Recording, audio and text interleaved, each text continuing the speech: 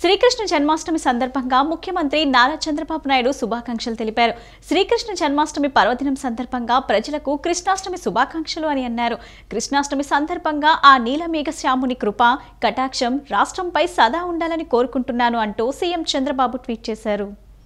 శ్రీకృష్ణ జన్మాష్టమి పర్వదినం సందర్భంగా ఆంధ్రప్రదేశ్ రాష్ట్ర ప్రజలకు కృష్ణాష్టమి శుభాకాంక్షలు తెలియజేశారు ముఖ్యమంత్రి నారా చంద్రబాబు నాయుడు. ఆ శ్రీకృష్ణ భగవానుడు ఆశీస్సులు మీ కుటుంబాన్ని ఆనందంతో, ఆరోగ్యంతో, ఐశ్వర్యంతో ఆశీర్వదించాలని మనసారా కోరుకుంటున్నామని ఎక్స్ వేదికగా పోస్ట్ చేశారు. భగవద్గీతలో జీవిత సారం చెప్పిన శ్రీకృష్ణ పరమాత్ముడిని నిత్యం మనం స్మరించుకోవడం అంటే మన కర్తవ్యాన్ని మనం గుర్తు చేసుకుని ముందుకు సాగడమే అని ఏపీ సీఎం పేర్కొన్నారు.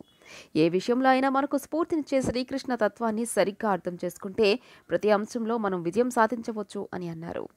ఈ కృష్ణాష్టమి సందర్భంగా ఆ నీలమేఘ శ్యాముని కృప కటాక్షం ఆంధ్రప్రదేశ్ రాష్ట్రంపై సదా ఉండాలని కోరుకుంటున్నానని సీఎం చంద్రబాబు నాయుడు చెప్పుకొచ్చారు. శ్రీకృష్ణుడి దయతో రాష్ట్రం సుభిక్షంగా ఉండాలని, ప్రజలు సుఖ సంతోషాలతో ఆనందంగా జీవించాలని కోరుకుంటున్నట్లు రాష్ట్ర గృహ నిర్మాణ, సమాచార, పౌర సంబంధాల శాఖ మంత్రి కొలుసు పార్థసారథి అన్నారు.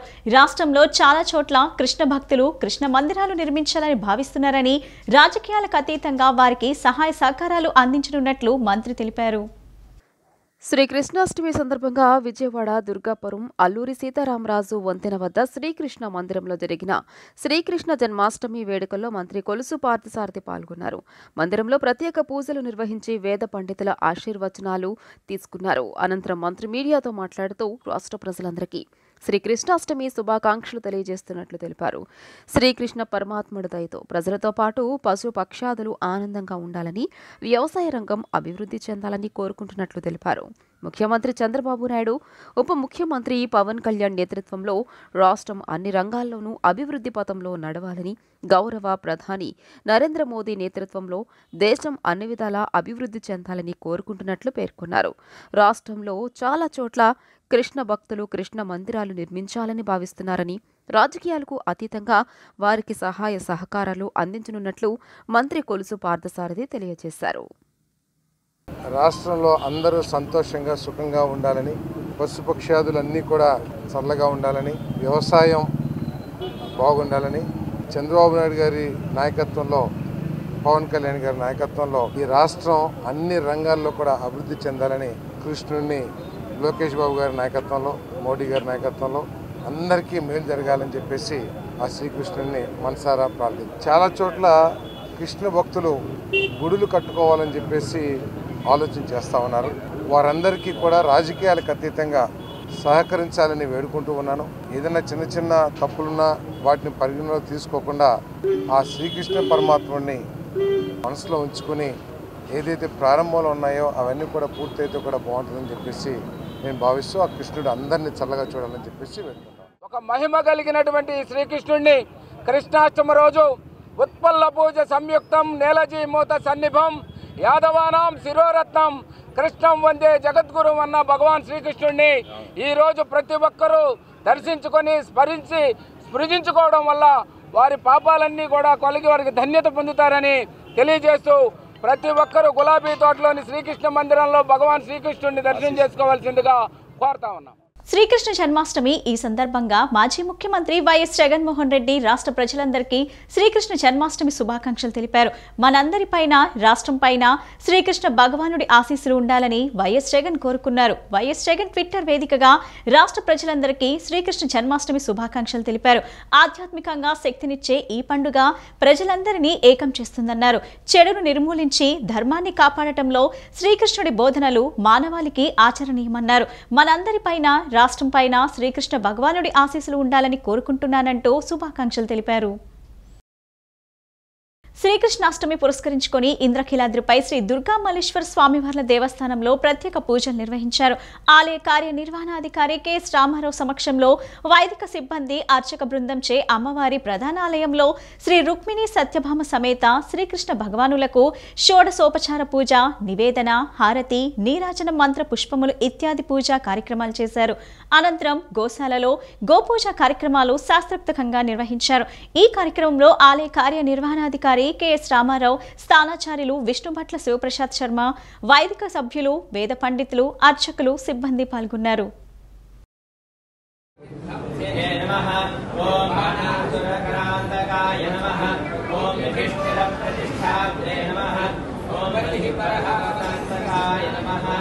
ओम आर्धसारसये नमः ओम अव्यक्ताय नमः ओम गीतामृतमहोदये नमः ओम कालीयखणिमण्डितपदाम्बुजाय नमः ओम दामोदराय नमः ओम यज्ञभोक्त्रे नमः ओम दानवेन्द्रविनाशकाय नमः ओम नारायणाय नमः ओम परब्रह्मणे नमः ओम पन्नाग విజయవాడలోని ఇస్కాన్ టెంపుల్ ఆధ్వర్యంలో శ్రీకృష్ణ జన్మాష్టమి వేడుకలు అంగరంగ వైభవంగా జరుగుతున్నాయి. ఇస్కాన్ టెంపుల్లో కొలువైన రాధాకృష్ణులను దర్శించుకునేందుకు తండోపతండాలుగా భక్తులు తరలివస్తున్నారు. 3 రోజుల పాటు శ్రీకృష్ణ జన్మాష్టమి వేడుకలను ఇస్కాన్ టెంపుల్ నిర్వహించనుంది. 108 రకాల నైవేద్యాలతో శ్రీకృష్ణాష్టమి వేడుకలు నిర్వహిస్తున్నారు. రాధాకృష్ణులకు 2000 కిలోలతో పుష్పాభిషేకం నిర్వహించారు. అలాగే ఇస్కాన్ దేవాలయంలో పంచామృతాలతో కలశాభిషేకాలను సైతం కన్నయ్యకు నిర్వహిస్తున్నారు. ఈ నెల 28వ తేదీన ఐటీ మానవ వనరుల శాఖ మంత్రి, తెలుగుదేశం పార్టీ జాతీయ ప్రధాన కార్యదర్శి నారా లోకేష్ విశాఖ నగరానికి వెళ్లనున్నారు. 3 రోజుల పాటు విశాఖలో లోకేష్ పర్యటించనున్నారు. ఈ నెల 30వ తేదీ ఉదయం పాఠశాలల పనితీరుపై విద్యాశాఖ అధికారులతో సమీక్షించిన అనంతరం నగరంలోని 1-2 పాఠశాలలను తనిఖీ చేస్తారు. మధ్యాహ్నం కలెక్టరేట్లో జిల్లా అధికారులు, ప్రజాప్రతినిధులతో సమీక్ష నిర్వహిస్తారు. ఐటీ మానవ వనరుల శాఖ మంత్రి, తెలుగుదేశం పార్టీ జాతీయ ప్రధాన కార్యదర్శి నారా లోకేష్ ఈ నెల 28వ తేదీన విశాఖ నగరానికి వెళ్లనున్నారు. 4 రోజుల పాటు లోకేష్ విశాఖలోనే పర్యటించనున్నారు. కూటమి ప్రభుత్వం ఏర్పాటైన తర్వాత లోకేష్ విశాఖను సందర్శించడం ఇదే తొలిసారి కావడం గమనార్హం. విజయవాడ నుంచి 28వ తేదీ సాయంత్రం బయలుదేరి ఎయిర్పోర్టుకు చేరుకుంటారు. అక్కడి నుంచి రోడ్డు మార్గాన నేరుగా విశాఖలోని తెలుగుదేశం పార్టీ కార్యాలయానికి వచ్చి పార్టీ ముఖ్య నేతలతో భేటీ అవుతారు. ఆ తర్వాత అక్కడే బస్సులో బస చేస్తారు. ఈ నెల 29వ తేదీ ఉదయం సీతంపేట రాజేంద్రనగర్లో పార్టీ రాష్ట్ర అధ్యక్షుడు పల్లా శ్రీనివాసరావుతో కలిసి అల్పాహారం తీసుకుంటారు. మధ్యాహ్నం పార్టీ కార్యాలయానికి చేరుకుని ముఖ్య నేతలు పార్టీ కేడర్ను కలుసుకుంటారు. రాత్రికి అక్కడే బస చేస్తారు. ఈ నెల 30వ తేదీ ఉదయం పాఠశాలల పనితీరుపై విద్యాశాఖాధికారులతో సమీక్షించిన అనంతరం నగరంలోని 1-2 పాఠశాలలను తనిఖీ చేస్తారు. మధ్యాహ్నం కలెక్టరేట్లో జిల్లా అధికారులు, ప్రజాప్రతినిధులతో సమీక్ష నిర్వహిస్తారు. తర్వాత ఆ పార్టీ కార్యాలయానికి చేరుకుని రాత్రికి అక్కడే బస చేస్తారు. ఈ నెల 31వ తేదీ ఉదయం తిరిగి విజయవాడ బయలుదేరి వెళ్తారు. కూటమి ప్రభుత్వం ఏర్పాటైన తర్వాత తొలిసారిగా మంత్రి లోకేష్ నగరానికి వస్తున్న నేపథ్యంలో ఆయనకు ఘన స్వాగతం పలికేందుకు పార్టీ నేతలు, ప్రజాప్రతినిధులు సన్నాహాలు చేస్తున్నారు. గుంటూరులో నిర్వహించిన ఎన్టీఆర్ కల్చరల్ అసోసియేషన్ 55 వసంతాల వేడుక ఘనంగా జరిగింది. ఈ కార్యక్రమానికి శాసన సభాపతి అయ్యన్న పాత్రుడు, సినీ నిర్మాత అశ్విని దత్, దర్శకుడు వైవిఎస్ చౌదరి, ప్రవచనకర్త గరికపాటి నరసింహారావు సైతం హాజరయ్యారు. సినిమాల్లో ఎన్నో విభిన్న పాత్రల్లో ఎన్టీఆర్ నటించారని కొనియాడారు. పాలకుడిగా పథకాలకు తెలుగు పేరు పెట్టిన గొప్ప వ్యక్తి ఎన్టీఆర్ అని ప్రశంసించారు. నందమూరి తారక రామారావు అంటే జాతీయవాదం, తెలుగు రసస్ఫూర్తి కలయిక అని ప్రముఖ ప్రవచనకర్త గరికపాటి నరసింహారావు కొనియాడారు. ఆయనకు దైవభక్తి ఎంత ఉందో దేశభక్తి అంతే ఉందన్నారు. అలాంటి నటుడిని మనం మళ్లీ చూడలేమని గరికపాటి తెలియజేశారు. పాలకుడిగా పథకాలకు తెలుగు పేరు పెట్టిన గొప్ప వ్యక్తి ఎన్టీఆర్ అని గరికపాటి నరసింహారావు ప్రశంసించారు. ఎలాంటి పాత్రలోనైనా రసస్ఫూర్తిని ప్రదర్శించిన ఏకైక నటుడని గరికపాటి నరసింహారావు కొనియాడారు. గుంటూరులో నిర్వహించిన ఎన్టీఆర్ కల్చరల్ అసోసియేషన్ 55 వసంతాల వేడుకలో ఆయన పాల్గొన్నారు. ఈ కార్యక్రమానికి శాసన సభాపతి అయ్యన్న పాత్రుడు, సినీ నిర్మాత అశ్విని దత్, దర్శకుడు వైవిఎస్ చౌదరి హాజరయ్యారు. మహిళలకు ఆస్తి కల్పించిన గొప్ప వ్యక్తి ఎన్టీఆర్ అని సభాపతి అయ్యన్న పాత్రుడు కొనియాడారు. తాను 25 సంవత్సరాలకే ఎమ్మెల్యే కావడానికి ఎన్టీఆరే కారణమన్నారు. ఎన్టీఆర్ రాజకీయాల్లోకి వస్తున్నారంటే ఎంతో మంది విమర్శించారన్నారు. కానీ ఆయన రాజకీయాల్లో రాణిస్తారని 25 సంవత్సరాల వయసులోనే తాను నమ్మానని స్పీకర్ అయ్యన్న పాత్రుడు గుర్తు చేశారు. విశ్వవిఖ్యాత అవధాన సార్వభౌమ అని రాశారు. నేను అనుకున్నాను ఇది కూడా ఎన్టీ రామారావు గారి అనుగ్రహమే అనుకున్నా.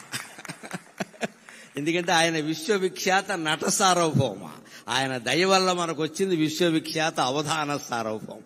ఆయన రంగంలో ఆయన విశ్వవిఖ్యాతుడు, నా రంగంలో నేను ఆయన అభిమానిగా విశ్వవిఖ్యాతుడిని కాగలిగాను. ఈవేళ 12 కోట్ల మంది తెలుగు వాళ్ళలో 75% మంది నా మాటలు వింటున్నారు అంటే నా తల్లిదండ్రుల పుణ్యం, నా తల్లిదండ్రుల పుణ్యం, నా పెద్దల దయ, రామారావు గారు లాంటి వారి ఆశీర్వచనం. ఈవేళ బయటికి వెడితే పదవుల్లో ఉన్న వారి దగ్గర నుంచి ఊరికే పారిశుధ్య కార్మికుల వరకు కనపడి మేము వింటున్నాం గురువు గారు అని నమస్కారం చేస్తుంటే నా ఒళ్ళు నేనే గిల్లుకుని ఆనందిస్తున్నానమ్మా. అభిమాన లోకానికంతటికీ కృతజ్ఞతాపూర్వకంగా నేను నమస్కారం చేస్తున్నాను. నచ్చిన జాలు మీకు వదనంబులు విచ్చిన జాలు, నచ్చిన జాలు మీకు వదనంబులు విచ్చిన జాలు, సాహితీ సచ్చరితంబు పాడుటకు జన్మములెత్తెదా వెనవేలు. నచ్చిన జాలు మీకు వదనంబులు విచ్చిన జాలు, సాహితీ సచ్చరితంబు పాడుటకు జన్మములెత్తెదా వెనవేలు. ఏమిచ్చిన ఈయకున్న మనసిచ్చిన జాలును, ఏమిచ్చిన ఈయకున్న మనసిచ్చిన జాలును. భారతీ కృపన్ పచ్చగనుండు, భారతీ కృపన్ పచ్చగనుండు, ఇంక సెలవా ఇంక సెలవా ఇలువాకిలి చూచుకోవలెన్. స్వస్తి. నాకు రాజకీయ భిక్ష పెట్టిన వ్యక్తి ఎన్టీఆర్. చిన్న వయసులోనే మంత్రిని అయ్యే అవకాశం ఇచ్చారని కొనియాడారు. కుటుంబ విలువలు చాటి చెబుతూ అనేక సినిమాలు తీశారని ప్రశంసించారు. మహిళలంటే ఆయనకు ఎంతో గౌరవమని అయ్యన్న పాత్రుడు పేర్కొన్నారు. మహిళలకు ఆస్తి హక్కు, స్థానిక సంస్థలో రిజర్వేషన్ కల్పించిన గొప్ప వ్యక్తి అని కొనియాడారు. 83 నుంచి నేను అతనితో ఉన్నాను. అంటే నియర్లీ 40 years ఎంతో నేను అతనితో ప్రయాణం చేశా. మహిళలంటే చాలా అభిమానం. ఒక పాట కూడా ఆ రోజు గుండమ్మ కథలో లేచింది నిద్ర లేచింది మహిళ లోకం అన్నారు చూసారా, అన్నారా? అది మర్చిపోలేదు అతను. ముఖ్యమంత్రి అయిన వెంటనే నేను 83లో ఎమ్మెల్యే, 25 సంవత్సరాలకి ఎమ్మెల్యే చేసేది నన్ను. నేను ఈ రోజు ఇంత గౌరవంగా మాట్లాడుతానంటే, గొప్పగా మాట్లాడుతానంటే, ఒక గౌరవంగా మాట్లాడుతానంటే అది నందమూరి తారక రామారావు పెట్టిన భిక్ష. విజయవాడ నగరంలో ఆహో విక్రమార్క చిత్ర యూనిట్ సందడి చేసింది. తెలుగు చిత్ర పరిశ్రమకు మగధీర చిత్రంతో విలన్ గా పరిచయమైన దేవ్ గిల్ తొలిసారి హీరోగా నటించిన ఆహో విక్రమార్క చిత్రం ఈ నెల 30న విడుదల కానుందని, ఈ చిత్రాన్ని ప్రేక్షకులు విజయవంతం చేయాలని హీరో దేవ్ గిల్ కోరారు. అహో విక్రమార్క చిత్ర ప్రమోషన్లో భాగంగా నగరంలోని ఎంజీ రోడ్ వివంత హోటల్లో చిత్ర యూనిట్ విలేకరుల సమావేశం ఏర్పాటు చేసింది. ఈ సమావేశంలో హీరో దేవ్ గిల్ మాట్లాడుతూ 14 ఏళ్ల క్రితం ప్రముఖ దర్శకుడు ఎస్ఎస్ రాజమౌళి తనను మగధీర చిత్రంలో విలన్ గా తెలుగు పరిశ్రమకు పరిచయం చేశారని తెలిపారు. ఆనాటి నుంచి తెలుగు, హిందీ, కన్నడ, మరాఠా చిత్రాలలో అనేక విలన్ పాత్రలో నటించి ప్రేక్షకులను రంజింపజేసినట్లు పేర్కొన్నారు. 14 ఏళ్ల తర్వాత తాను తొలిసారిగా ఎస్ఎస్ రాజమౌళి శిష్యుడు దర్శకుడు పేట త్రికోటి నిర్మాణంలో అహో విక్రమార్క చిత్రంలో హీరోగా నటించినట్లు తెలిపారు. ఈ చిత్రంలో తాను ఒక పవర్ఫుల్ పోలీస్ పాత్రలో ప్రేక్షకులకు కనిపిస్తానని తెలియజేశారు. తల్లి సెంటిమెంట్తో తీసిన ఈ సినిమా ప్రేక్షకులకు ఖచ్చితంగా నచ్చుతుందని ఆయన ఆశాభావం వ్యక్తం చేశారు. ఈ చిత్రంలో ప్రముఖ నటీనటులు నటిస్తున్నారని, ప్రముఖ సంగీత దర్శకుడు రవి బస్నూర్ అందించిన సంగీతం ఈ చిత్రానికి హైలైట్గా ఉంటుందని ఆయన వివరించారు. ఇప్పటికే విడుదలైన 2 పాటలు ప్రేక్షకులను అమితంగా ఆకట్టుకుంటున్నాయని ఆయన తెలియజేశారు. ఆగస్టు 30వ తేదీన ప్రేక్షకుల ముందుకు అహో విక్రమార్క రానుందని, తెలుగు ప్రేక్షకులు ఈ చిత్రాన్ని ఆదరించాలని ఆయన కోరారు. ఈ చిత్రానికి తన భార్య నిర్మాతగా వ్యవహరించిందని, ఖర్చుకు ఎక్కడా వెనుకాడకుండా ఈ చిత్రాన్ని అద్భుతంగా తీయడం జరిగిందన్నారు.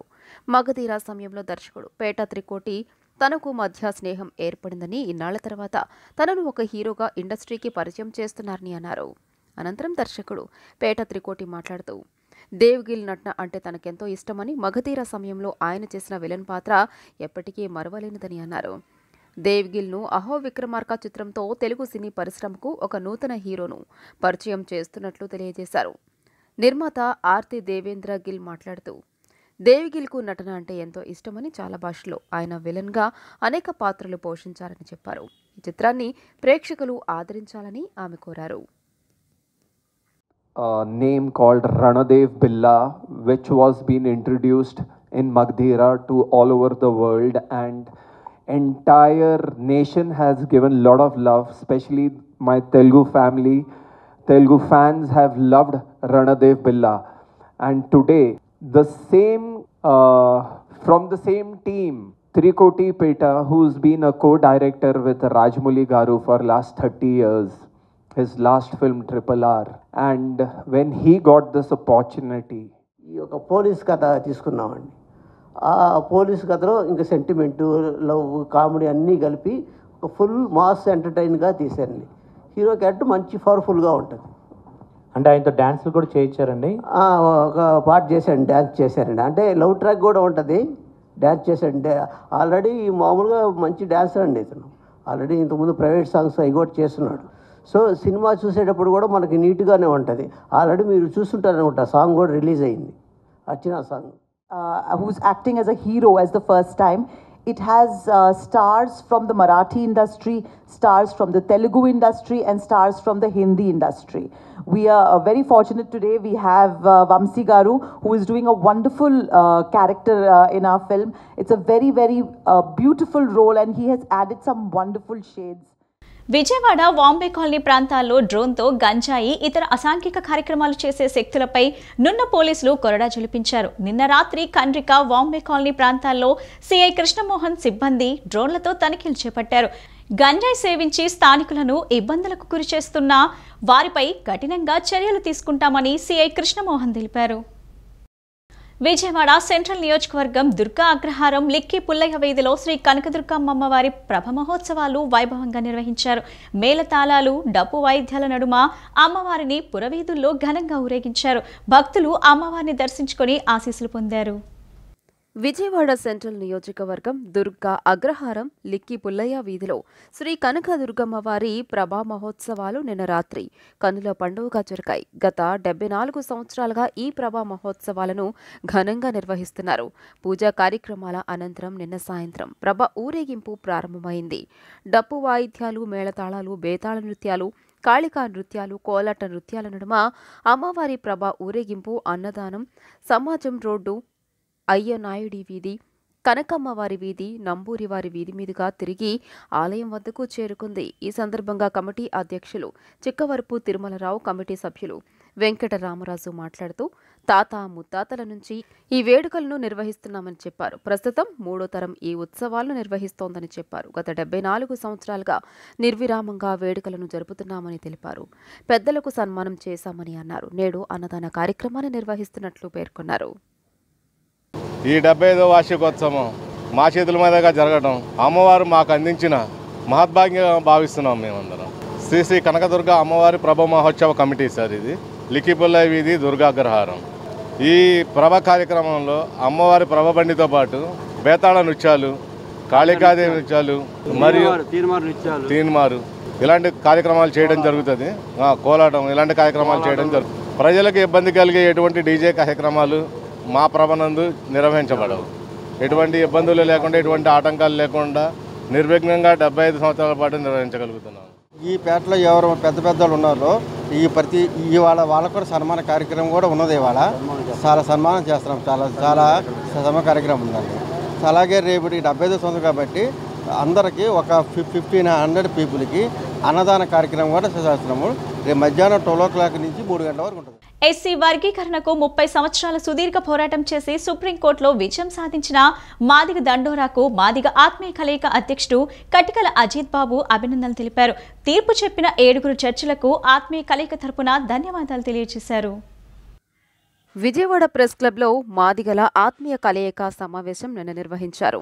సమావేశంలో మాదిగ ఆత్మీయ కలయిక అధ్యక్షుడు కటికల అజిత్ బాబు, పి సుంగన్ పండు, నూనె రమేష్, ఎంఆర్పీఎస్ సభ్యులు పచ్చల రాజేష్, నంబూరి సురేష్ బాబు తదితరులు పాల్గొని కేక్ కట్ చేశారు. ఈ సందర్భంగా వారు మాట్లాడుతూ సుప్రీంకోర్టు తీర్పు మేరకు తక్షణమే వర్గీకరణ చేయాలన్నారు.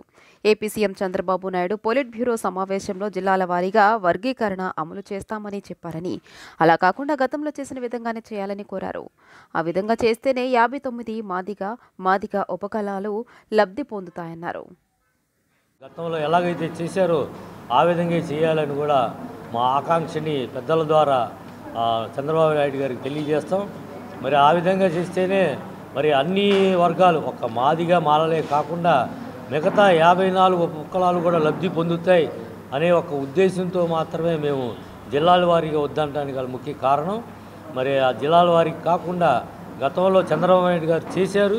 మరి వారికి అనుభవం ఉంది. అదే రీతిలో చేయాలని కూడా మేమందరం మా కృష్ణమాది గారి వాయిస్ ద్వారా మేము మా అందరి వాయిస్ని కూడా వారికి వినిపించడం జరుగుతుంది.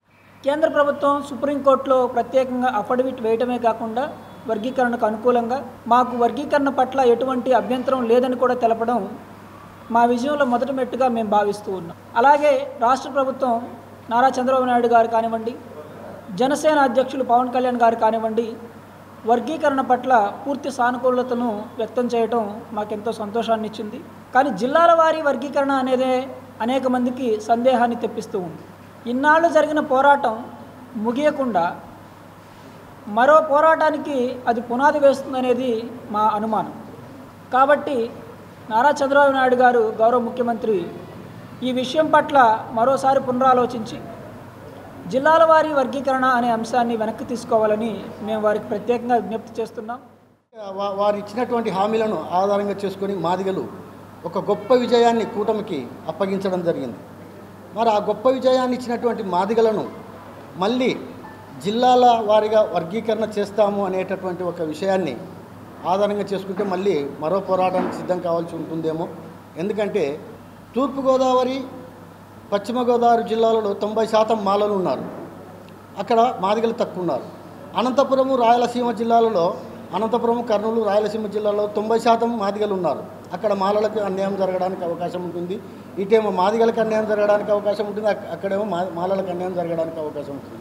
కాబట్టి జిల్లాల వారీగా ఈ వర్గీకరణ చేస్తాము అనేటటువంటి విషయాన్ని కొంత వెనక్కి తీసుకొని గతంలో ఉమ్మడి ఆంధ్రప్రదేశ్ రాష్ట్రంలో ఏ విధమైనటువంటి వర్గీకరణ అమలు చేశారో అదే విధమైనటువంటి వర్గీకరణను అమలు చేస్తే మేము సంతోషిస్తామని తెలియజేస్తూ కోల్కతా జూనియర్ వైద్యురాలి హత్య ఘటనలో నిందితులను కఠినంగా శిక్షించాలని డిమాండ్ చేస్తూ విజయవాడలో inner wheel club Vijayawada mid town ఆధ్వర్యంలో కొవ్వొత్తులతో నిరసన ర్యాలీ చేపట్టారు. కేంద్ర రాష్ట్ర ప్రభుత్వాలు ఎన్ని కఠిన చర్యలు తీసుకుంటున్నా మహిళలపై దురాఘాతాలు అరికట్టలేకపోతున్నామని మహిళలు, విద్యార్థినులు మండిపడ్డారు.